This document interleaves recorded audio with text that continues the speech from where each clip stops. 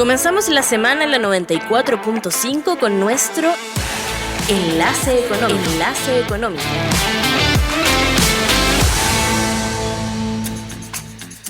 Ya son las 10 de la mañana con 6 minutos y ya lo anunciábamos, nuestro enlace económico. Vamos a estar entrando en temas que tienen que ver con la economía, que ha tenido además varias noticias de las que vamos a estar hablando a continuación. Y bueno, queremos centrarnos en un primer punto en este apagón que afectó a buena parte del país la semana pasada. Motivó una serie de análisis además respecto a gestión de contingencias, las características además del sistema de transmisión de energía en nuestro país.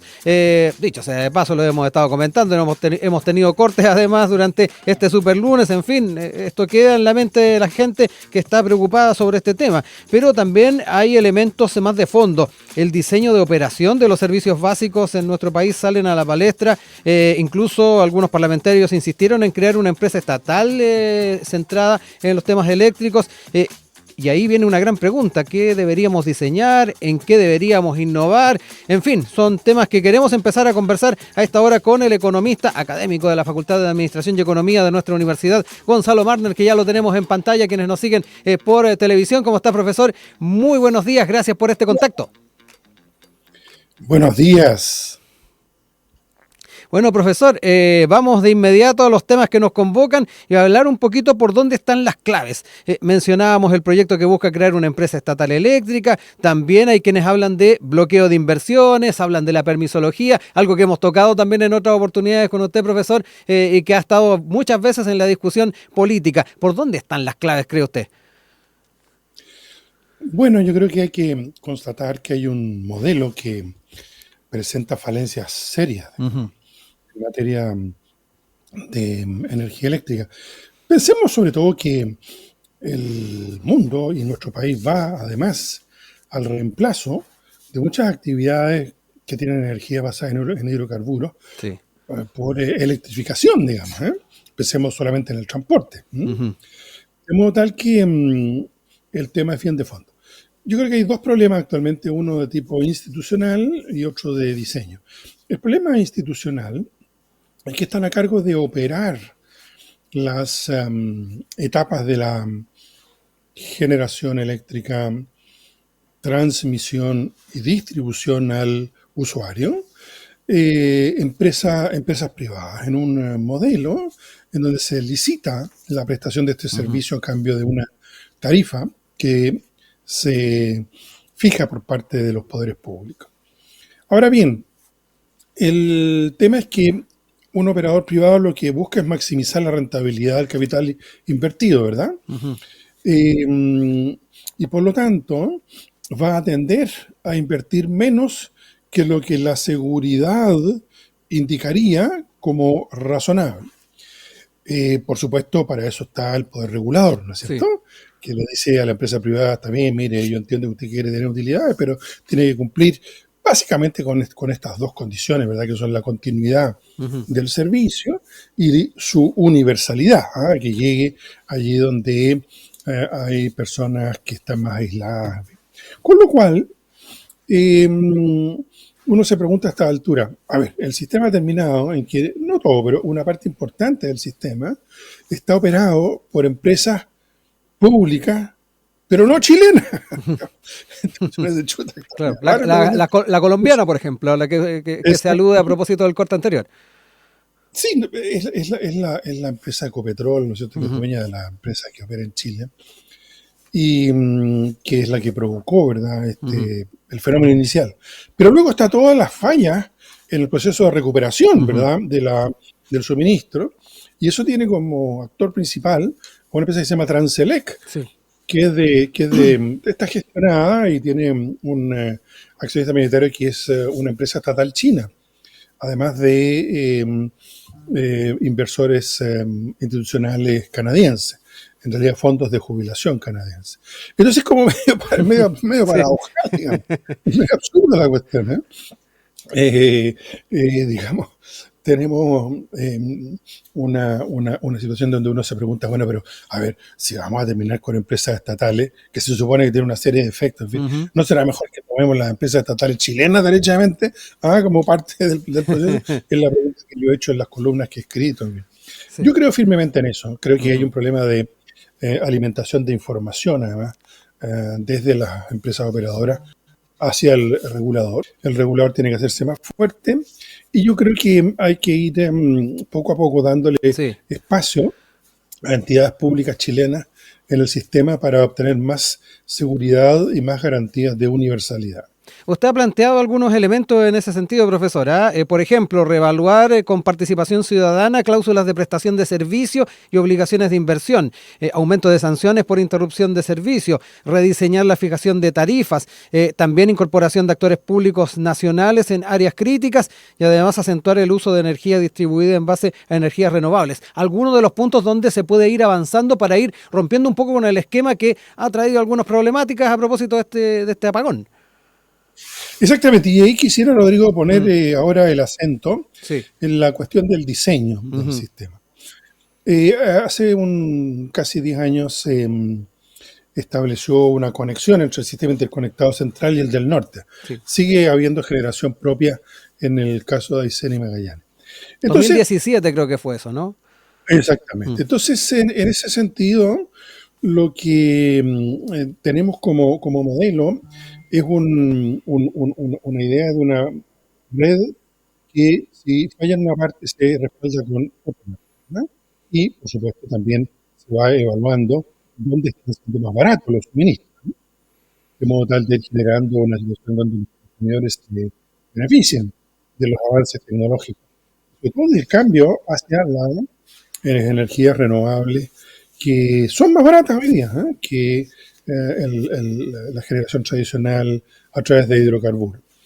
En todo caso, el punto es el siguiente. Lo que se supone nos da más seguridad nos está trayendo más inseguridad. Se cae en una parte y se nos cae todo. Entonces, sobre todo cuando puede haber alguna falla puntual, eso es parte de la vida, ¿no? Pero que se demore 4 horas en volverse a establecer el servicio, eso es gravísimo, ¿no? Entonces, tiene sentido volver a preguntarse. Hay países como Dinamarca, por ejemplo, que tienen un sistema de generación básicamente de responsabilidad de los territorios y a su vez, ¿no es cierto?, crecientemente establecidos en energías renovables. Eso quiere decir que es un esquema, un diseño de electricidad distribuida. Esto quiere decir que, por ejemplo, en Chile, cada vez más las casas tengan sus propios sistemas de generación solar. Son simples de instalar, son fáciles, ¿no es cierto?, de mantener, pero claro, requieren una inversión inicial. Entonces hay un cambio de política y eso haría que en muchas partes, por ejemplo en nuestra universidad podría perfectamente tener una energía propia. Tenemos para instalar paneles solares en muchas partes, digamos, en los techos, digamos, de nuestros distintos edificios, y eso nos daría una autonomía respecto a un apagón de este tipo que podría replicarse en múltiples lugares. Eso es lo que se llama un diseño de energía distribuida. Es otro de los elementos en la reflexión, Rodrigo, que están en juego en este momento. Yo aludí al principio propuestas que han surgido a raíz de lo que ocurrió también durante el mes de agosto del año pasado. Recordemos que también hubo cortes importantes a propósito del sistema frontal y hay quienes plantearon la incorporación de una empresa pública eléctrica en nuestro país. Se ha reflotado por parlamentarios del Partido Comunista. ¿Cómo lo ve también eso, profesor? Bueno, es lo que justamente escribí, introducir actores públicos en el sistema, claro, me parece. Pero la característica de esta empresa tendría que tener algunas tiene que concentrarse en esta etapa en recuperar una participación pública en el sistema de distribución eléctrica. Me parece lo primero de lo primero. O sea, que estemos en manos, que la transmisión eléctrica esté en manos de una empresa china y que frente a cualquier reclamo en su funcionamiento nos pone en conversación con Xi Jinping, me parece francamente absurdo. ¿eh? ¿Qué cree que le diga? Lo encuentro ridículo, insólito, las tonteras que hacemos en este país.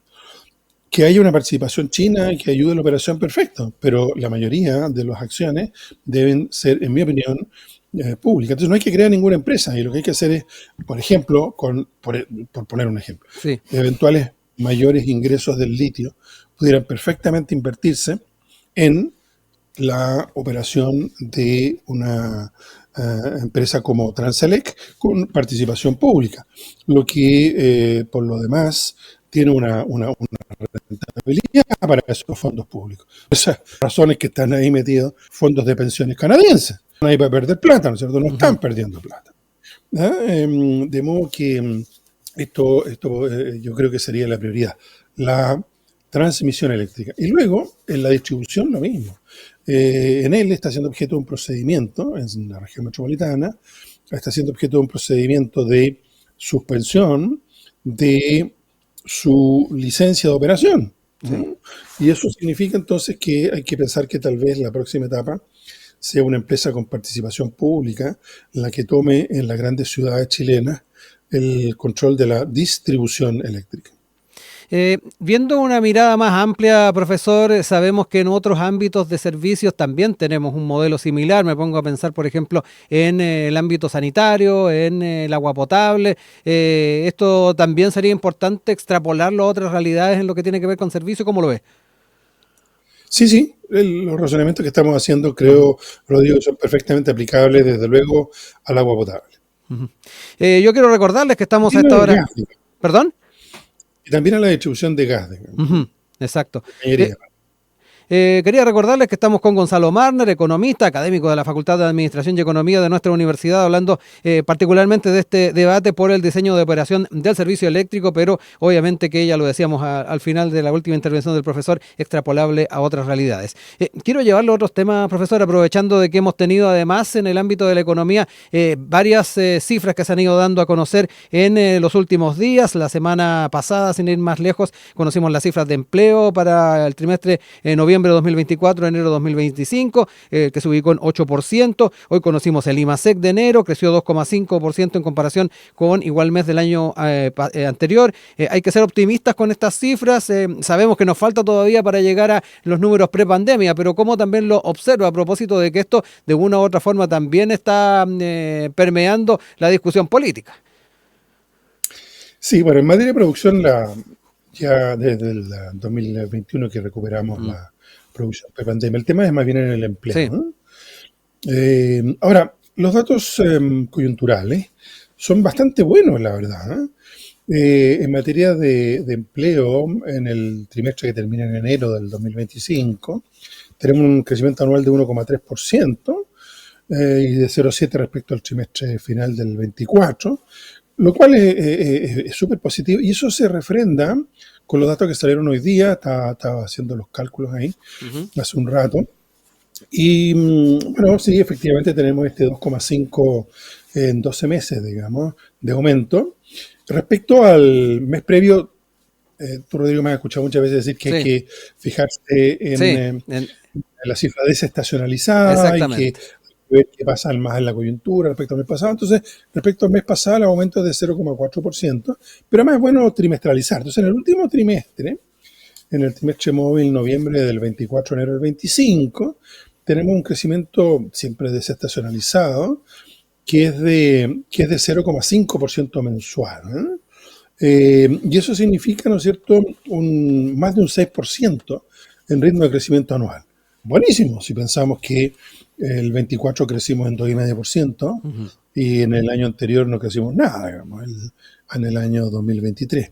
Así que se ve bien la cosa, se ve francamente mucho mejor la situación económica. Bueno, de ahí también el tema de cómo estos números se van socializando y se van planteando por parte de las autoridades. Yo le mencionaba la discusión política, porque sabemos que la visión o la relativización que pueden hacer algunos sectores políticos de al menos a estos números más favorables suele estar a la orden del día, y más aún en un año de presidenciales.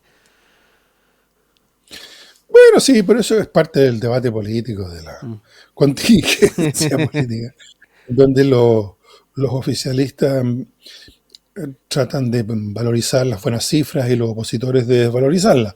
Me parece que es parte de la dinámica, ¿no? No le daría mayor importancia por el momento. Bueno, profesor, varias cosas que pudimos abordar el día de hoy, también aprovechar de poder ir viendo estos números que tuvimos la oportunidad de conocer, también las cifras de empleo que tuvimos la semana pasada. Yo quiero agradecerle este tiempo, como siempre, profesor, para poder ir abordando estas temáticas. Un abrazo, muchas gracias. Gracias a ti, Rodrigo, y a todos los que nos han escuchado.